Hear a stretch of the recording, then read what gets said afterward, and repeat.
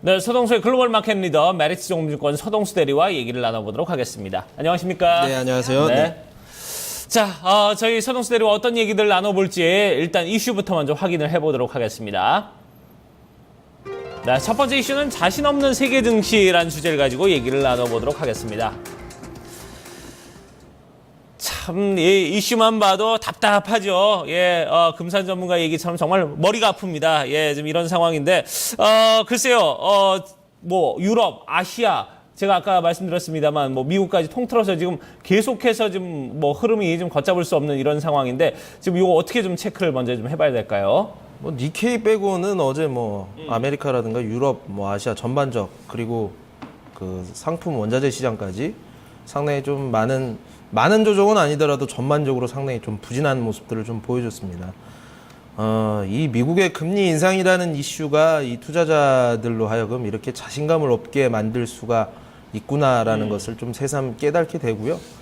뭐 전일 뭐 미국 증시에 또 우리 또 주도주하고 또 이제 상관관계가 높았던 업종들이 상당히 좀 무너지는 모습들을 좀 보여줬었는데 좀 오늘 좀 걱정이 되는 하루가 좀 될 것 같습니다. 네. 진짜 제목처럼 자신 없다라는 말이 정말 딱 맞는 것 같아요. 뉴욕 그러니까요. 증시가 어떻게 보면 펀더멘털이 상당히 단단하다, 강하다 이런 얘기들이 많이 나오는데 이번 주 초에 애플의 어떤 주가로 태클이 걸리면서 크게 무너졌었잖아요. 여기에 더불어서 또 이번에 미디어 종목들 그렇죠. 실적에 상당히 좀 크게 흔들리는 그런 양상들이 이어지는데 외신 쪽에서 이번 흐름에 대해서 좀 어떻게 짚고 넘어가고 있나요? 일단 뭐 블룸버그에서 유럽 시장 풍경을 좀 얘기를 하면서 전반적으로 좀 시장이 많이 좀 밀리고 있다. 뭐 금리 인상 이슈라는 것이 좀 그 투자자로 하여금 부담감을 주고 있다라는 얘기를 하고 있고요.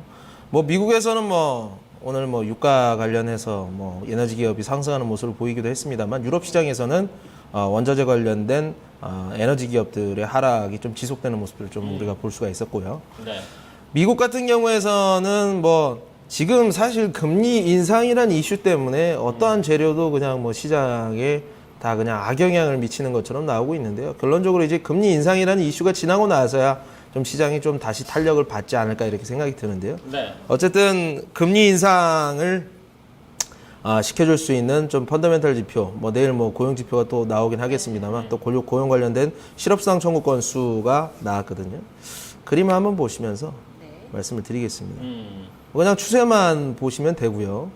계속 우하향하고 있는 모습, 실업자들이 줄어들어가고 있다라는 이런 표면적인 모습들을 우리가 확인할 수가 있고, 3,000건이 좀 늘어나긴 했습니다. 전주 대비해서, 저번 주 목요일 대비해서 3,000건이 늘어나서 27만 건이 되기는 했지만, 4주 평균을 보면은 뭐 30만을 하회하고 있는 거죠. 뭐 1900 뭐 몇십 년도 이후로 뭐 굉장히 오랫동안 30만 건 이하로 이렇게 뭐 21주였나 제가 예. 정확하게 기억은 안 나는데 어쨌든 지속적인 지금 하락을 하고 있다. 고용이 좋아지고 있다. 금리는 9월에 오를 것이다. 이러한 우려가 시장에 전반적으로 좀 영향을 미쳤다라고 보시면 될 것 같고요. 또 로이터에 따르면 S&P 500 지수가 많이 빠졌습니다. 나스닥 지수 상당히 많이 빠졌습니다. 네. 다우 지수 대비해서 많이 빠졌는데요. 미디어 인덱스 특히나 2.85% 빠지고, 뭐, 바이오테크 같은 경우도 상당히 좀 많이 빠지는 모습들을 좀 보여줬습니다. 뭐, 옐런 의장이 얘네들은 너무 비싸다. 뭐, 조정을 받아야 된다라고 예전에 이제 한번 언급한 바가 있었는데, 이러한 것들이 좀 뭐, 실적 부진을 재료로 해서, 나스닥의 조정을 이끌었다라고 보시면 될 것 같고요. 참, 그 제목 자체가 자신이 없는 세계 증시인데 저도 얘기하다 보니까 자신감이 없어지는. 네. 참. 아니 네, 근데 그래요. 나스닥이 1% 넘게 밀렸는데 진짜 말씀해 주셨지만 우리 코스닥과도 상당히 상관관계가 높은 그렇죠. 그런 부분이기도 한데 지금 간밤의 흐름을 봤을 때는 어떻게 보면 성장주가 무너지고 에너지 섹터 같이 이 밸류에이션 메리트가 있는 종목들, 낙폭과대주들이 좀 올라오는 모습이 나타났었잖아요. 맞아요. 이런 부분들의 어떤 맥락이 연속성이 있다고 봐야 되는 건지 아니면 뭐 금리 인상 앞두고 워낙 이제 자신이 없다 보니까 증시가 순환매 장세가 있었다고 봐야 되는 건지요.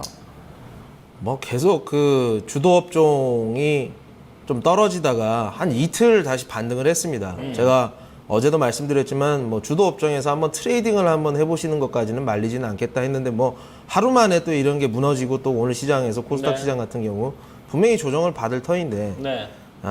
뭐 다 똑같이 얘기해. 연말이 되면은 결국에는 이 되던 이 산업이 다시 되기는 될 터인데, 이 금리 인상이라는 이슈 앞에 이런 것들이 조정을 어떤 깊이까지 내려가서 다시 돌아올지는 누구도 모르겠다.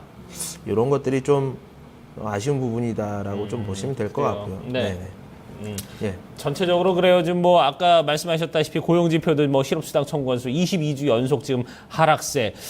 거기에다가 지금 뭐 하여간 지금 뭐랄까요 여러 가지 방향으로 좀 아무리 들여다봐도 지금 이렇게 좀 뭐랄까 긍정적인 요인들이 좀 별로 이렇게 보이지 않고 있는 이런 상황인데 어떻습니까? 그러면은 우리가 일단 한동안은 그냥 상당히 좀 뭐랄까요 보수적인 관점에서 접근을 해야 될까요? 어떨까요? 그러니까 일단 현금화 비율을 많이 높이라는 말씀을 계속 좀 드렸었고요. 네. 뭐 이럴 때마다 한 위기가 오고 조정이 올 때마다 제가 제일 말씀드리는 것 중에 하나가 자기가 가장 자신감 있는 종목, 그것도 물론 섹터가 어느 정도는 돼야 됩니다. 뭐 지금 뭐 조선 섹터 가지고 내가 삼성중공업을 잘하라 그래서 여기에서 제가 트레이딩 하라는 말씀 절대 아니고요. 그렇다고 해서 우리가 뭐 오늘이 저점이 될 수도 있을 터인데 가지고 있는 주식을 다 팔아서 저점을 맞춰가지고 내가 다 먹어야지 이것도 불가능하지 않겠습니까? 그렇기 때문에 일부분은 자기가 가져가는 위닝샷은 유지를 하면서 나머지 현금 가지고 계속 이제 좀 트레이딩을 하는데 자신감 있는 종목 가지고 자신감 있는 섹터 내에서만 플레이를 하라는 얘기고요. 어쨌든 많이 떨어지게 되면 현찰이 있으면 제가 언제나 말씀드리지만 기회입니다. 기회. 예? 뭐 코오롱생명과학 같은 종목 같은 경우는 뭐 한 3일 전에 반토막이 딱 나더라고요. 한 2주 만에. 네. 그런데 또 거기에서 또 이렇게 떨어져 있으면 또 자연스럽게 또 반등이 나오기도 하거든요. 지금 제가 이게 종목을 추천을 드리는 게 절대 아니고요. 현금을 항상 가지고 있으면 기회가 항상 열린다.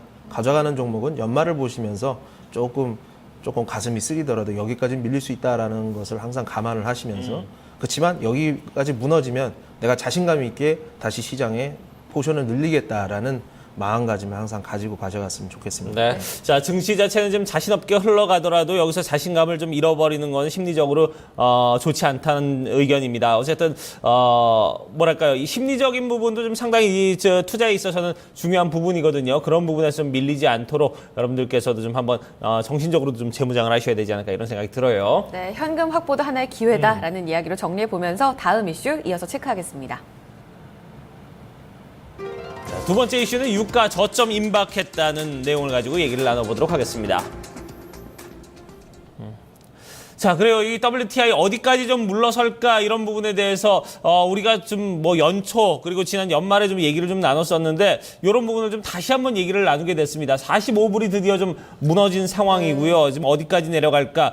저점에 좀 임박했다. 뭐 이런 얘기들이 일각에서도 나오고 있고 이런 부분 참 어렵습니다. 어디까지 좀 우리가 생각을 해야 될지. 유가 뭐 그렇게 떨어지는 건 뭐 매일 너는 맨날 얘기한다 뭐 이렇게 얘기하실 수 있어요. 근데 굉장히 중요한 부분입니다. 그렇죠. 예. 제가 항상 말씀드리지만 WTI하고 우리나라 국내 증시하고의 상관관계 상당히 높다라는 측면. 연중 저점을 지금 깨고 내려가고 코스피 지수 자체가 박스권 하단을 깨고 내려가서 박스권을 이렇게 하단 조정하는 이런 모습들을 지금 나오고 있는 상황에서 WTI 같은 경우는 달러 인덱스와 더불어서 상당히 우리가 좀 중요하게 봐야 되는 지표가 아닐 수가 없고요. 최근 들어서 42불, 3불 요거를 지금 1달러를 남겨놓고 1, 2달러를 지금 남겨놓고 있는 상태이기 때문에 우리가 좀 주의 깊게 봐야 된다고 보고 있습니다. 뭐 조금 원자재에서 플레이하는 매니저들이 지금 굉장히 골머리를 많이 앓고 있다고 생각을 하고 있고 43불, 42불 실질적으로 WTI가 터치를 하게 됐을 경우에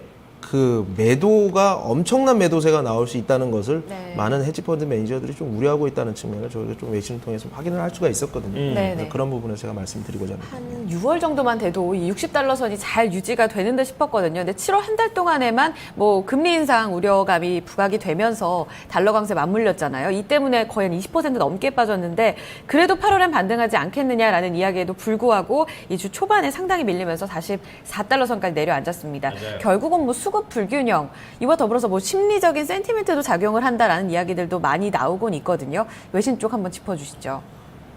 펀더멘탈에 관련돼서 이제 블룸버그에 전하고 있습니다. 골드만삭스에서 얘기한 바로는 일평균 200만 배럴이 최근 들어서 오버 서플라이가 나오고 있는데 2015년도 상반기 같은 경우는 일평균 180만 배럴이 계속 초과 공급이 이루어지고 있다. 유가 조정이 지속되고 있다라는 측면 얘기하고 있고요. 7월 들어서 특별하게 이러한 이제 우려감들이 여러 가지 원자재 시장에 미치면서 블룸버그 원자재 인덱스 자체가 11%나 떨어지는 부분들.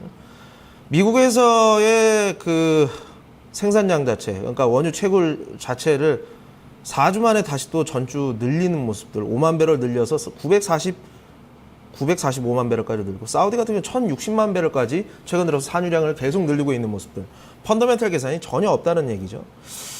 2016년까지 이런 하향 안정한 모습은 계속 보여주고 있는데, 최근 들어서는 어쨌든 센티멘트 펀더멘털이 무너지고 있는 모습들을 우리가 확인을 할 수가 있습니다. 네. 이란 협상이 또 타결이 되면서 이란 쪽에서 경제 제재가 해제되면은 아마 산유량은 상당히 폭발적으로 늘릴 것이다라는 그렇죠. 이야기들도 예. 많이 나오고 있거든요. 그러니까 저점이 더 무너질 수도 있다는 우려감이 지금 거의 뭐 시장에서는 사실 기정사실화되고 있는 분위기인 것 같기도 하고요.